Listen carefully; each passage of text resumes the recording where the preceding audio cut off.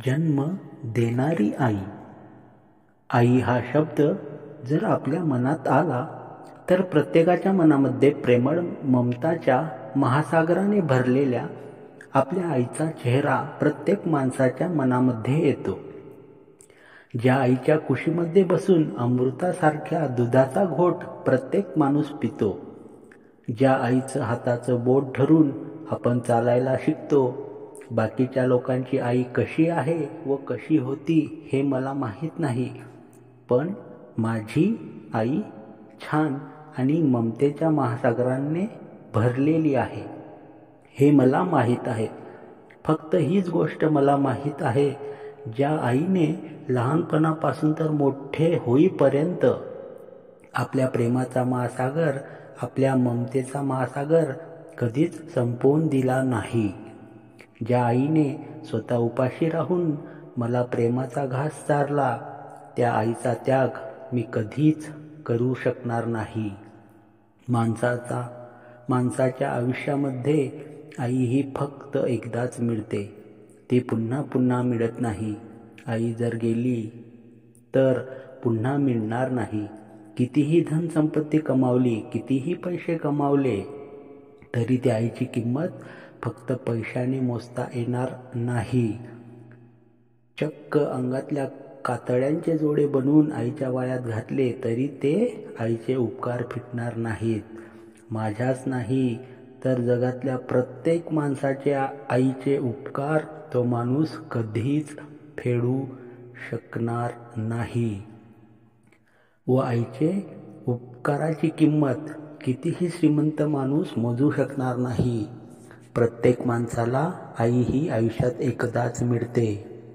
कोणतीही गोष्ट माणूस पुन्हा पुन्हा मिळू शकतो, पण आई आयुष्यात एकदाच मिळते. मग कुणासाठी अशा आईचा त्याग का करायचा? मी तर माझ्या आईचा त्याग कुणासाठीही करणार नाही. देवाने मला एकच आई दिली आहे आणि ती आई मी माझ्यापासून कधीच दूर जाऊ देणार नाही. जेव्हा तिला स्वतः घ्यायला येईल देव, तेव्हाच ती देवाघरी जाईल. तोपर्यंत तिचं आयुष्य आहे. जोपर्यंत ती माझ्यासोबत आहे तोपर्यंत तिचा त्याग मी कधीच करणार नाही.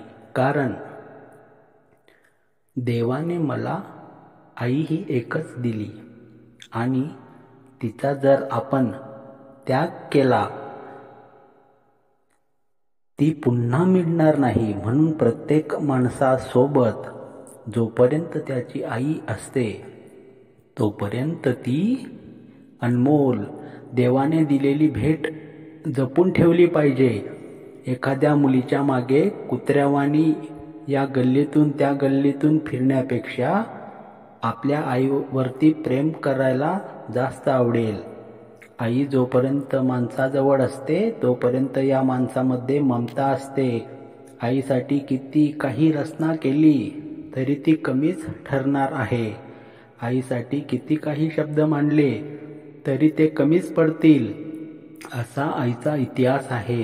म्हणून माणसाने आपल्या आईचा त्याग कधीच केला नाही पाहिजे.